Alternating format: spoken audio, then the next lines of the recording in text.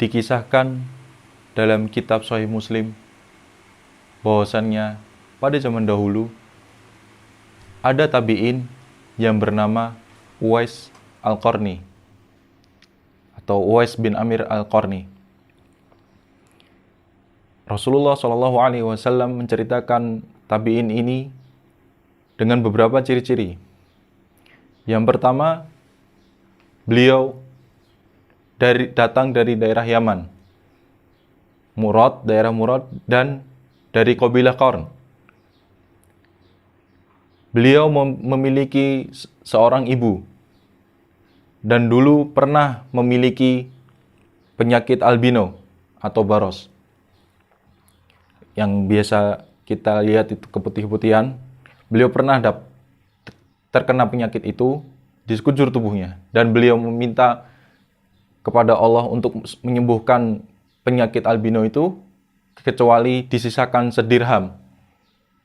Untuk apa? Untuk Uwais Al-Qarni ini mengingat bahwasannya dulu pernah ada penyakit yang pernah disembuhkan oleh Allah.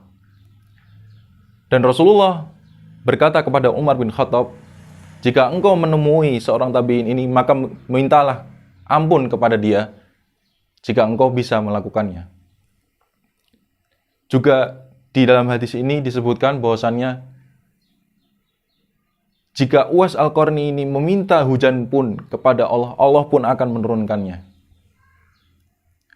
Maka Umar pun dari zaman ke zaman selalu mencari mana ini Uwais bin Amir Al-Qarni. Selalu yang ditanyakan hanya satu orang itu. Adakah di antara kalian Uwais bin Amir Al-Qarni? Adakah di antara kalian Uwais bin Amir Al-Qarni?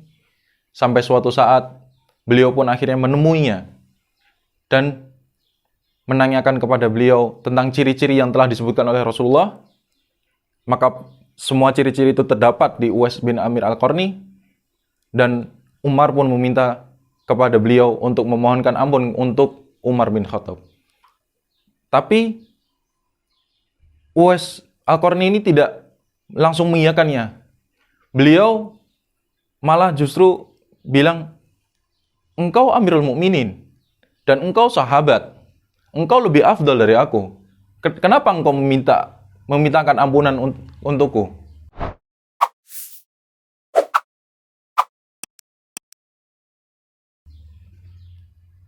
Tapi Umar pun menceritakan hadis ini, hadis yang telah dikabarkan oleh Rasulullah, dan akhirnya Uwais pun mau.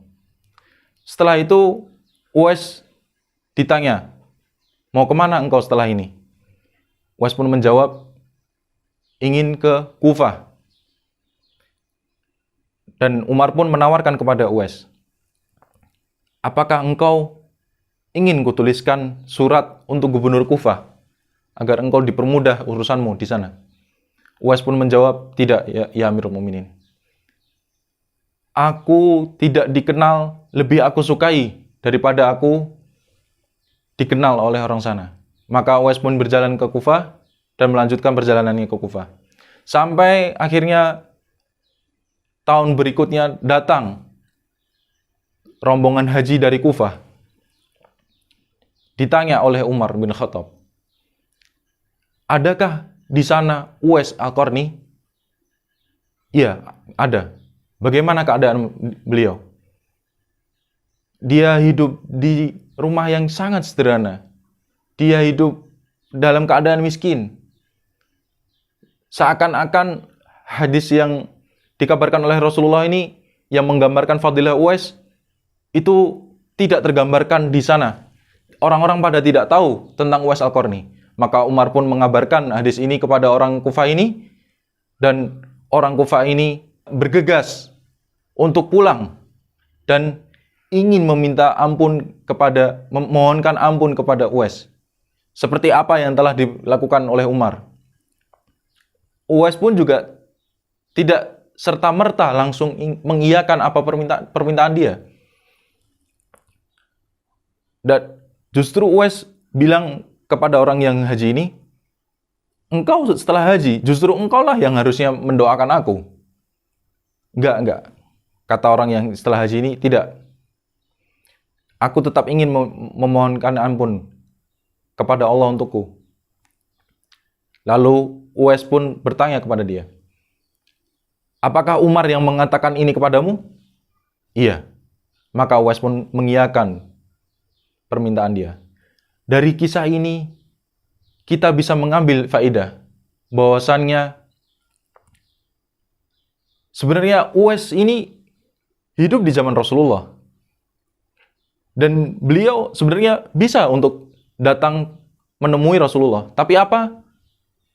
Kenapa beliau tidak ingin mendapatkan fadilah sahabat? Karena beliau berbakti kepada ibunya. Dan karena beliau berbakti kepada ibunya, semua permintaan beliau bisa diturutin. Seperti apa yang dikabarkan oleh Rasulullah tadi, jika Uwais meminta hujan, Allah pun akan mengabulkannya. Maka faedah yang sangat besar yang bisa kita ambil adalah jika kita bisa dan kita punya kesempatan untuk berbakti kepada orang tua, maka lakukanlah.